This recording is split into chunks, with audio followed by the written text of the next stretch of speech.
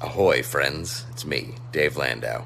After a long night on stage, I like to kick back with a captain's hat and a fine cigar and watch the Dennis and Andy show. These guys are huge nerds, but they're the kind that you actually want to hang out with. Enjoy them. I do.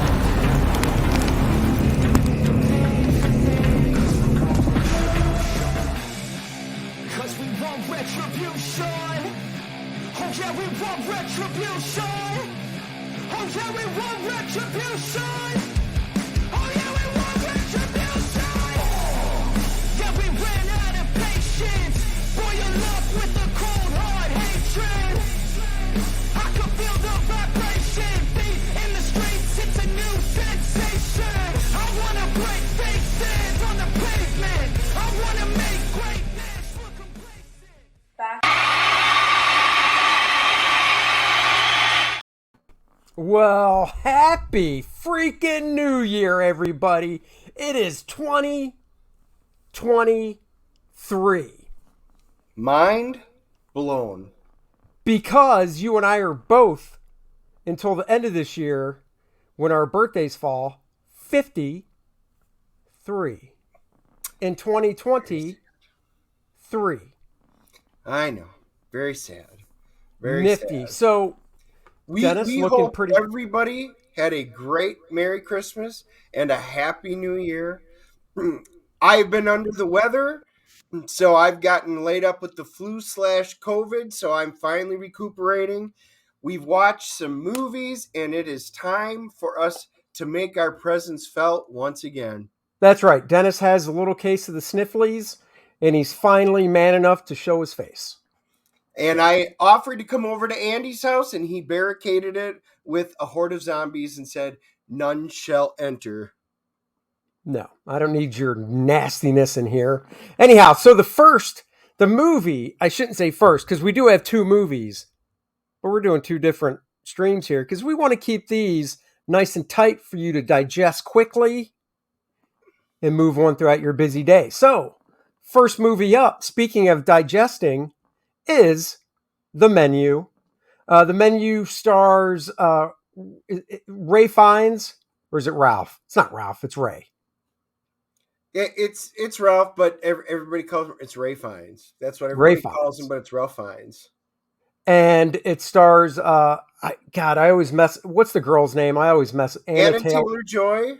Anya Taylor-Joy. But it's really about a young couple that travels to a remote, exclusive island to eat at this very exclusive restaurant where the chef, Ray, has prepared a lavish menu, but with some surprising and shocking twists.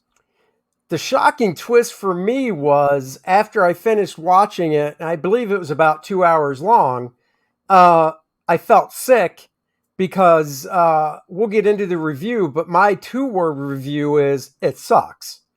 So that is my 2-word review. What is your 2-word review, Dennis? You're wrong. You're insane. Now, not at all. We are saving. We literally, after him and his daughter went to see it last week. I couldn't make it. So after the movie, he gave me a thumbs up and a messenger. So I watched it the next day. I was able to fit it in the next day and watch it. Go see it, whatever. And I wrote him as soon as it was over. And I said, are you freaking punking me again? Because he punked me and said I should watch Blonde on Netflix, knowing it sucked. And when I got done with Blonde, which was 3 hours long, I was like, dude, that was awful. I don't know what you're talking about. Then he just started laughing. So I thought he was punking me because I'll be honest, I thought the menu was trash. And I can tell you why. How should we do this? Should I say why it's trash? Or how do you want to do it? Well, how about this? You tell me why you didn't like it, and then I'll tell you all the reasons that you're wrong and why it was probably my second favorite movie of the entire year. What was your first favorite movie then? Maverick. Hands down. Oh, yeah, Maverick. Okay. We agree with that. Maverick. Okay. But now tell me why you hated it, because, well, just tell me why you hated it. Okay, so it started off, like Dennis said, these I don't know how many groups of people there were, because you had to be at least a group of 2. You couldn't be by yourself, but there was a group of 3 guys at a table. So it starts with, I don't remember the actor's name, the guy that played the Beast in the X-Men films. And Nicholas Hoult. Nicholas Hoult, thank you. And he is going to this restaurant on this island. It's like $12,000 a person, I believe. $1,250 a head, which is a deal. Wait, it's only $1,250? I thought it was $12,000. $1,250 a head, but that includes the boat ride over, an exclusive tour of everything because they grow capsules all over their food. Hey, that's really not that much money. No. I mean, seriously, if people, the type of people that bought the ticket for this in the movie are literally the type that go to a high-end restaurant and their bill is $1,200 anyhow. So not a lot. So anyhow, let's break it into some of the groups so that they'll know. So you've got Nicholas Hoult and Anna. He brings her along. You find out that his girlfriend broke up with him, so he winds up acquiring her services to come to this meal with her. Let's put it that way. That's couple number 1. And then you've got Judith Light and Reed Birney, which are husband and wife, apparently for a long time. They're another couple. You have these 3 hotshot business executives, which are all at a table. They all know each other. It looks like they're friends. They're another one. You have John Leguizamo. I'll never pronounce John Leguizamo. Yep, and his assistant. They are a group, and there's the food critic. So there's a very popular, powerful food critic, and she brings along her assistant, which is a yes man, and then that's a group. And so I thought the movie was slow. I thought it was boring. I didn't care about any of the characters. Wait, are we doing spoilers or no? Oh, no, this is full-blown spoilers. It's been out long enough, and there's too much to talk about. I didn't care about the characters, so big twist, everybody dies except for Anya Taylor-Joy, character. So I didn't give a shit when they all died. And when I say everybody dies, we're talking Ralph Fiennes, we're talking his crew of chefs that he has working for him, whole place. I thought that was stupid. Ray gets them all there. He didn't start the business. He had basically a backer, this guy, the money guy, who he takes out the money guy. And that's the first shock. Oh, everybody's like, what? That's so-and-so, the money guy. And he kills him. And then he drops the bomb that everybody's dying tonight.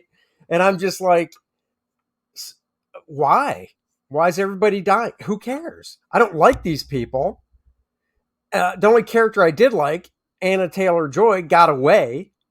And it wasn't an escape. I think that the most interesting part of the movie for me was, and this is my theory, you can tell me if you agree, the psychological mind F she basically did on Ralph Fiennes, the head chef, for him to let her go.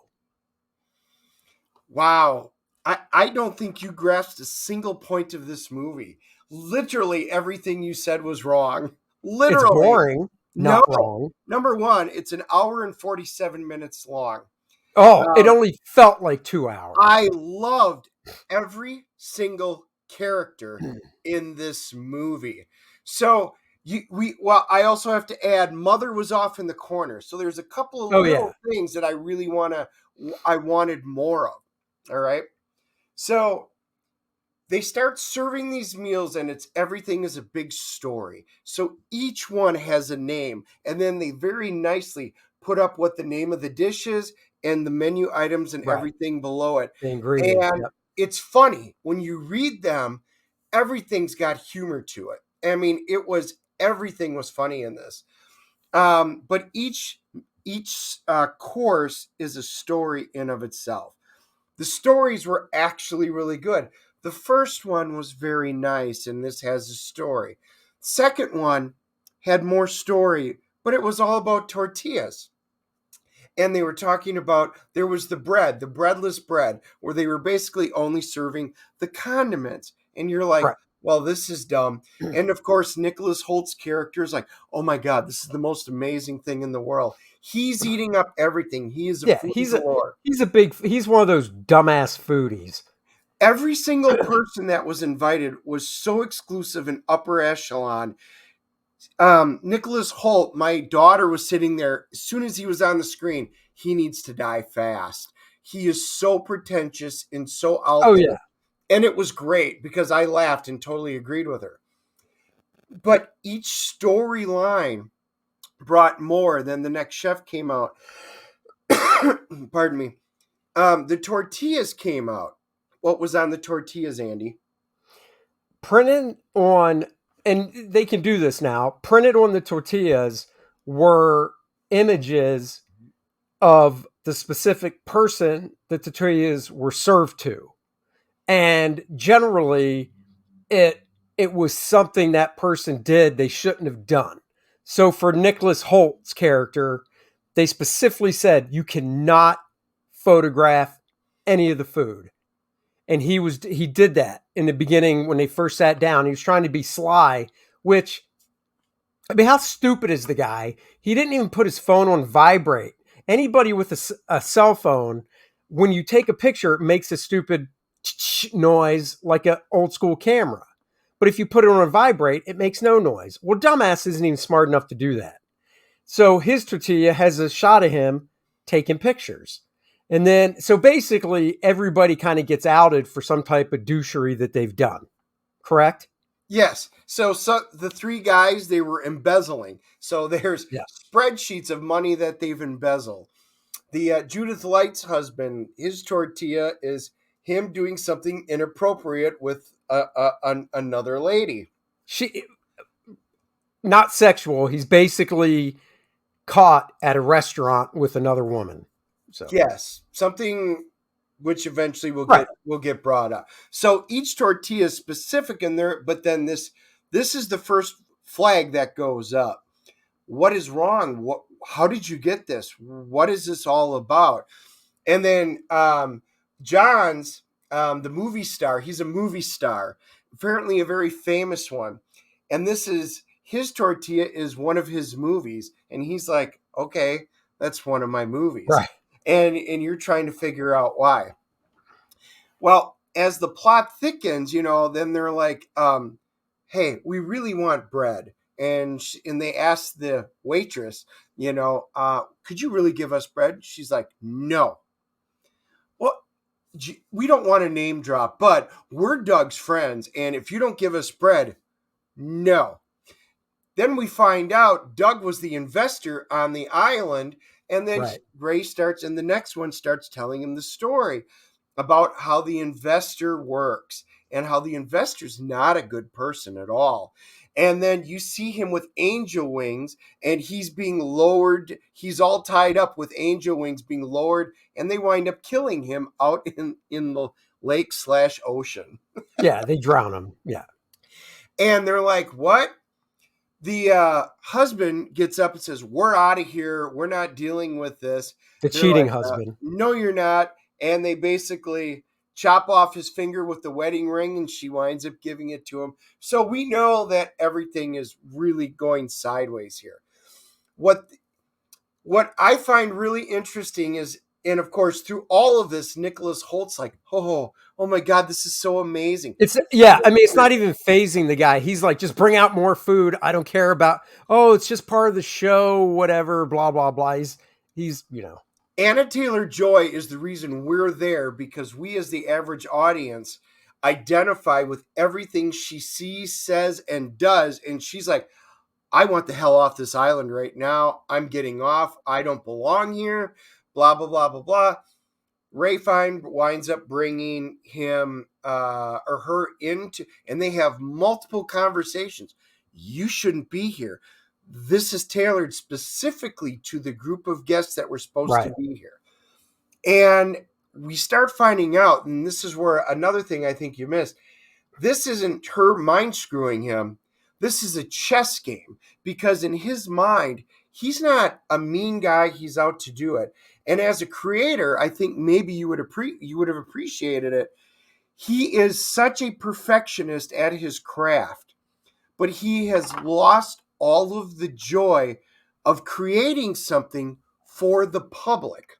Right. So he has outdone himself. He can create anything he wants, but there's no joy, happiness, or love behind any of it anymore. He just makes it. People criticize him for it. Some people don't come in. So he's even like, the reason why everybody's going to die here tonight. The reason and he goes to Nicholas Hoult, he's a foodie. He knows everything about food. So they even release all of the people. So tell them about the chase. Well, they don't release all the people. They release the men. Men. Right. So everybody goes outside, and Ralph Fiennes basically is like, okay, all the men, you can run, get away. You get a 45-second head start. And then, he's going to have the male chefs under him chase the men down. So they all scatter except for Nicholas Hoult. He's just standing there because he doesn't want to leave. And Ralph Fiennes is like, no, you too. I mean, you don't have a choice. Start running. So they all run. A couple of them, or one of the three guys that's embezzling makes it to the water to like try and get into a boat and everything. And, all these chefs are in pretty good shape. So they run them down, and they end up bringing all the men back. It was just, I guess it was a nice, hey, if you can get away, and you're not going to die. But you knew nobody was getting away. Oh yeah, nobody got away. Nobody was getting away. But the last one who was caught, it was funny. Nicholas Hoult didn't just not run away. He ran around to the side of the building. The women were all taken back in and served another course. And there's Nicholas Hoult up on the window staring at him going, oh my God, look at all that food. They're getting food we're not getting. And that was his concern.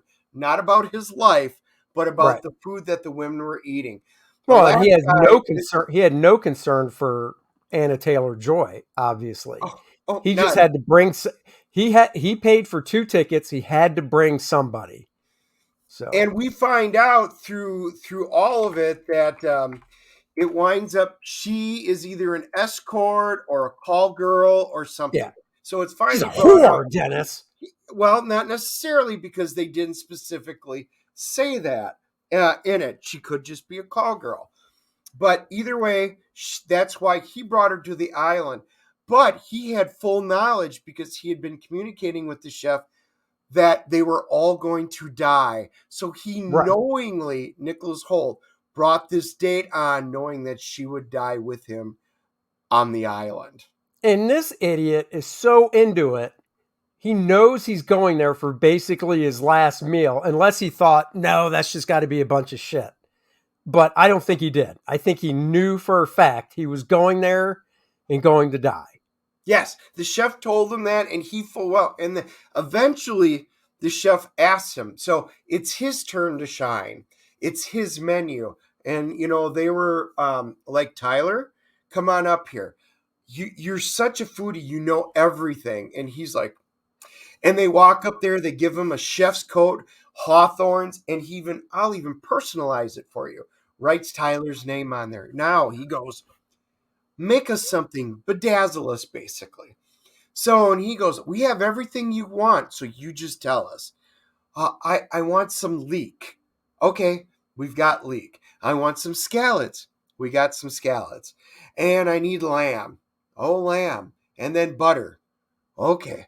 So But he then didn't know what he was making. He he was sweating it.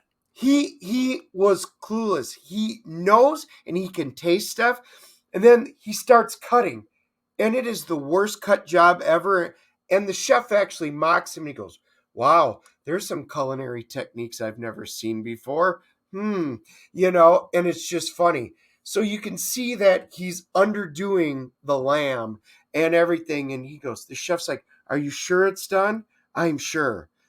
And he's tasting it and he's like, this is 100% terrible.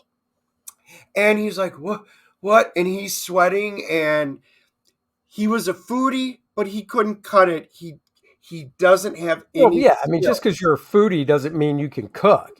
But Ah, then Ray Fiennes is like, come here, get close.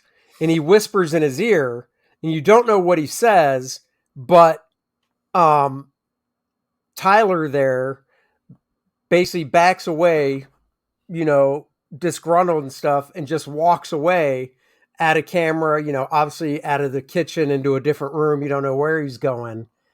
And, you find out a few minutes later, he hung himself.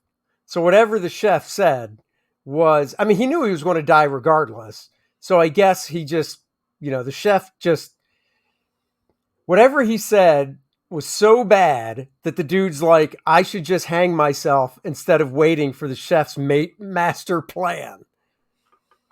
yep. And later you see when Anna, she's allowed to go get a barrel that was not brought here.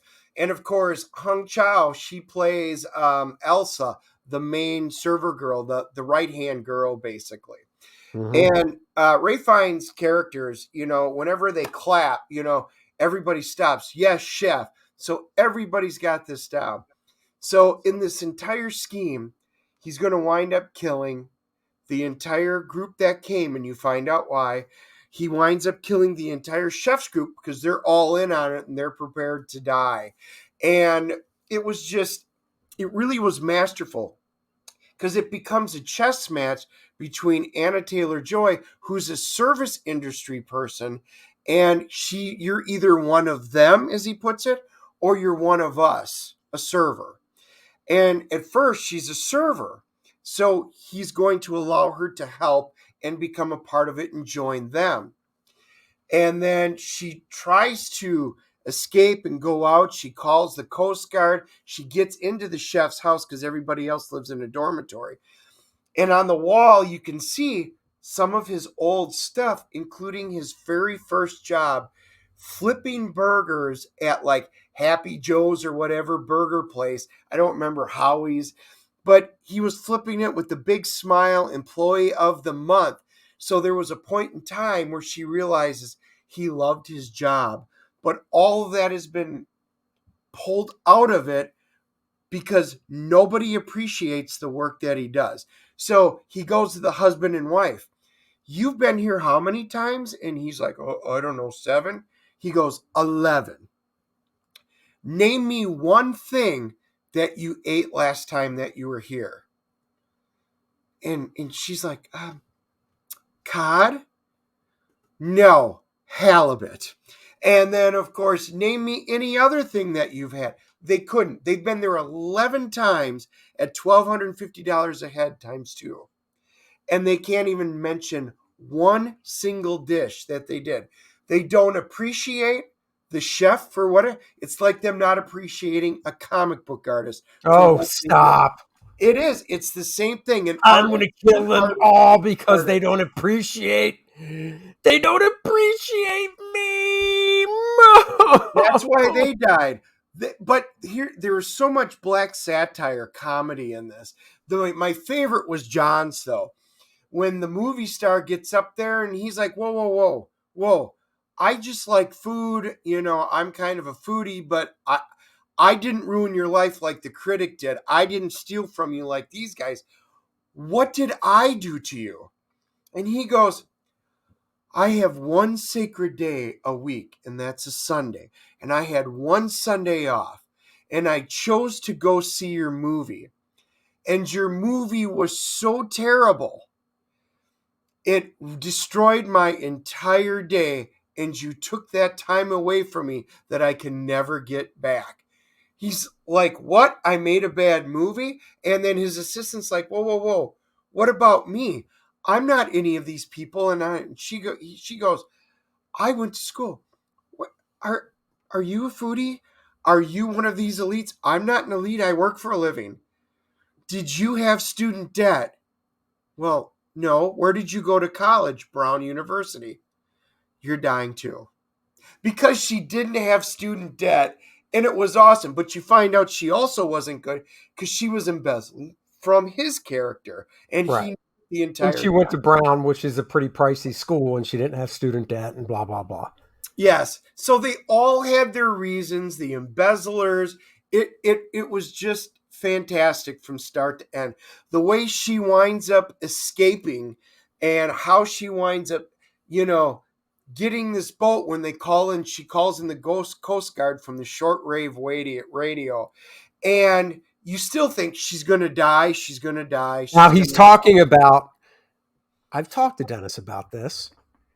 You got to stop using the pronouns after a while and reestablish who you're talking about. He's talking about Anya Taylor-Joy's character and how she does escape because she's the only one that lives. So I'll tell this part of the story. Okay. She gets an idea and she claps like the chef does. And when she does, all the chefs come to attention, and even Ray Fiennes. And basically Ray Fiennes is like, what? And she says that she basically says, you guys can make anything. He's like, yeah, we have everything. So she orders a cheeseburger. She wants to send her food back. That was the key. Oh, that's right. She wants to send her food back and get something else. And she orders a cheeseburger. So he makes the best and it wasn't just a single, it was a double. I caught that. He made her this big ass double cheeseburger with fries and served it to her. And she took a bite out of it. And she said it was fantastic. Whatever she said, it was great. Funny thing, she couldn't finish it.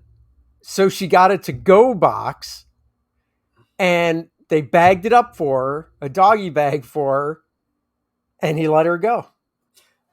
So there's a little more to it than that. So he said, he goes, what do you mean you didn't appreciate it? She goes, I'm still hungry. And you're supposed to serve all this food, and this food's supposed to have joy and be made with love. And there's none of that here. She goes, this is basically soulless food that you're serving. That it may be good, but there's no soul. Right. I want something that's going to make me enjoy it. And he smirks. And then he goes, what? The cheeseburger. Because she went back to the very first time he ever smiled that she saw at his first job, back when he loved his craft. And he made it. And she goes, how much? He goes, $9.95. And that includes tips, because everything's included here at Hawthorn's. And then she winds up, says, I can't finish it. Can I get it to go? And she goes, I'll pay for it. And she puts a $10 bill down on the tailor. Yep. He realizes that she not only understands what his plight was, he does let her go because of that. She understood. So it was a chess match between them until one of them could figure out what was going on. And she did. She allows the chef allows Anya Taylor-Joy's character, Margot, to leave. And she takes off in the boat. She stops in the middle, eats her cheeseburger, and then watches the place turn into a giant s'more. Right. Without ruining everything, it's interesting to see how Ray Fiennes decides to kill everybody, including himself and his staff. And that's it. The movie ends with her on the boat eating the cheeseburger, watching the place go up in flames. And that's when I texted Dennis and said, this is a joke, right? This had so many nuances and little twists and turns and things that you want. There were so many parts. We were laughing out loud. There's so much comedy in this. It was kind of amazing. Yeah, I don't see the tons of comedy in it. Let's give it our ratings. You go first. This is obviously one. A lot of times we agree and our ratings are just very close. That is not going to be the case with this one. So this is unfortunately one of the ones. It's two guys going against each other on it. So you're going to have to watch it for yourself, unless you just trust me, which you should, because I am the baby New Year, and I bring joy and tidings in the baby New Year, in the New Year. So I am going to give it